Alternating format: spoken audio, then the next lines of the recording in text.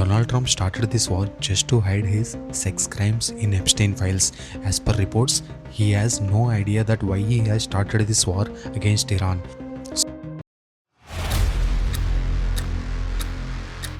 Here, President Trump just posted on Truth Social moments ago. He wrote this: Iran just stated that they are going to hit very hard today, harder than they have ever been hit before.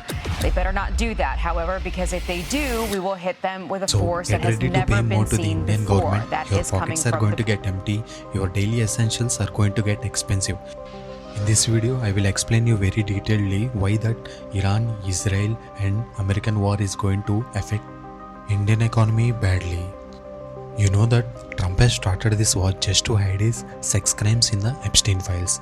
Or is America really worried about Iran making nuclear weapons and trying to stop them from becoming a nuclear country? And also giving reasons like regime change in Iran. Basically, if you see the whole scenario, Trump before starting the war was getting exposed in his own country as the US Justice Department started releasing the Epstein files. In the Epstein files, about 3 to 3.5 million pages of documents have been released publicly. These include emails, photos, court records, FBI reports, videos and images. The total files connected to this case may be around 6 million pages, meaning that not all have been released yet. In addition, 47,000 more files were released under review of possible release. On the analysis of the files released till date, we can find Trump's name mentioned over 38,000 times in Epstein files.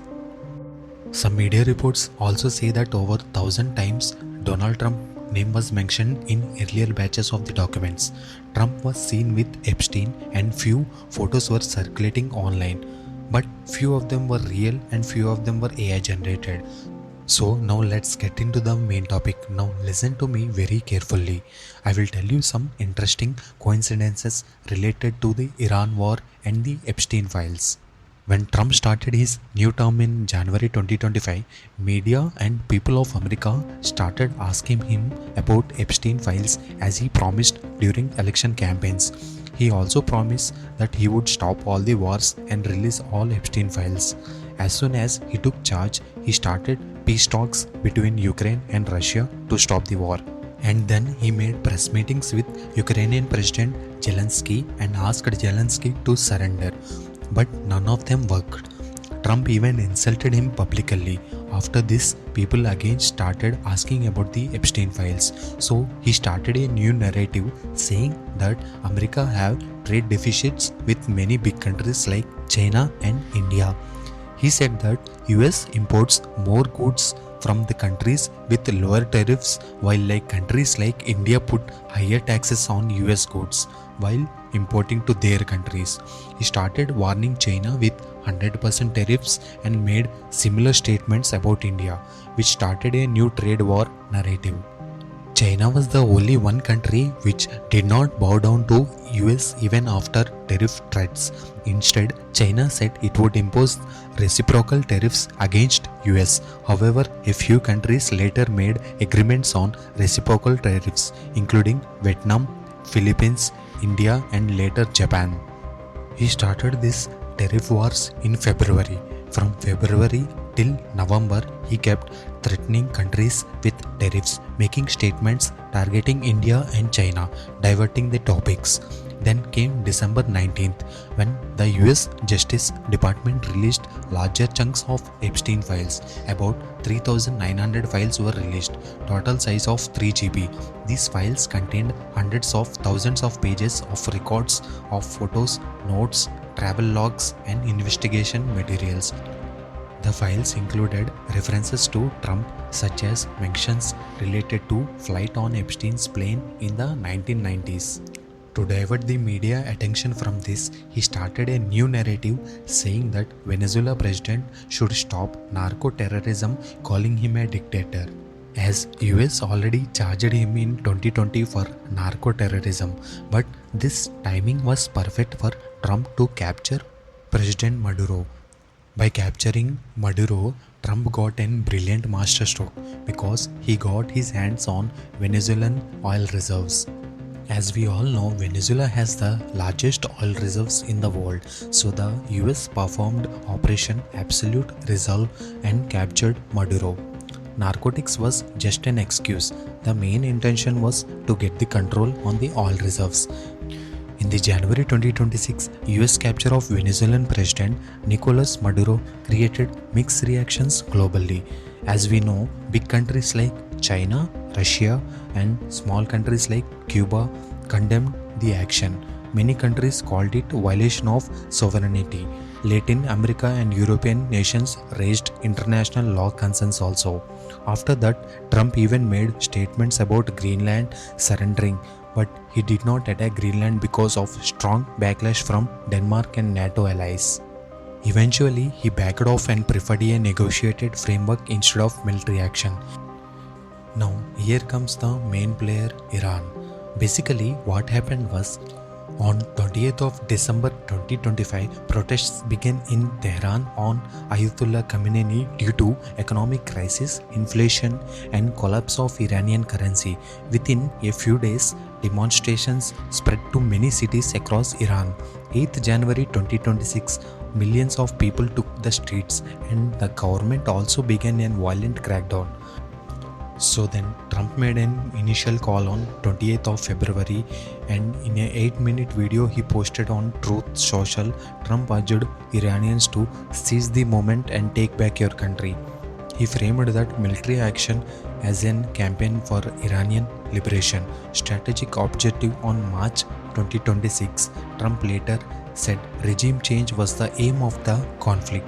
He claimed that strikes which reportedly killed Supreme Leader Ayatollah Ali Khamenei were the greatest chance of Iranians to replace their leadership. On 6th of March, Trump kept an unconditional surrender on Iran. Trump intensified his statement saying that there would be no deal with Iran except unconditional surrender. He even called of selecting great and acceptable leaders to lead the future of Iran.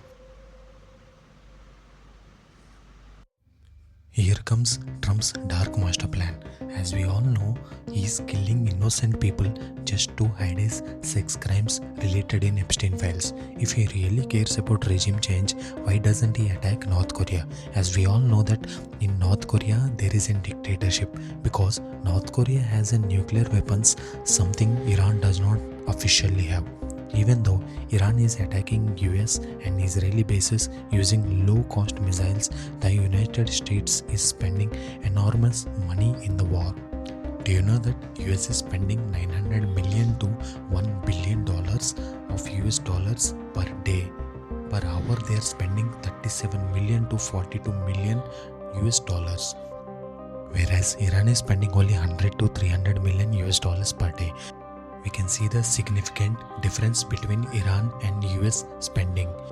While in this whole war, citizens of America are questioning why US is even entered into this war. What is the benefit of America fighting this war? What was the threat did Iran pose to the US? The US President Donald Trump keeps changing his reasons. First he said that Iran might attack US. Then he said he wanted a regime change in Iran. Then again he said that Iran is creating nuclear weapons which might be a threat to US. Even Pentagon sources reportedly said that there was no intelligence suggesting Iran planned an attack on the US. The global nuclear watchdog IAEA also said that there was no confirmed structured nuclear weapons program in Iran. They also said that Iran does not have enriched uranium close to weapon grade. Iran also does not have long-range missiles which are capable of reaching US mainland. So the question is, what was the real threat to US from Iran? Why is even Trump acting according to Israel? Did he attack Iran to support Israel? Is he afraid of Israel? Is Israel blackmailing Trump using Epstein-related secrets?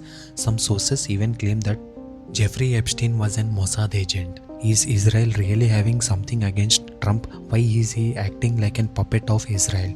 This clearly shows that Trump attacked Iran because of Israel pushed the United States into the war, as Israel could not win the war alone. Conclusion: people are dying.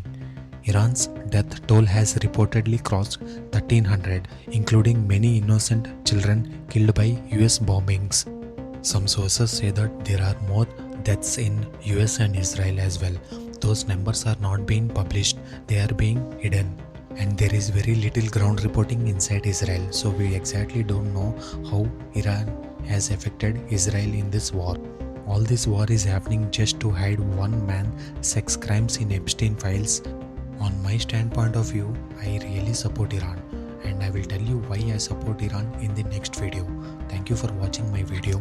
If you like my video, please like and share this video with your friends, and please do subscribe my channel also.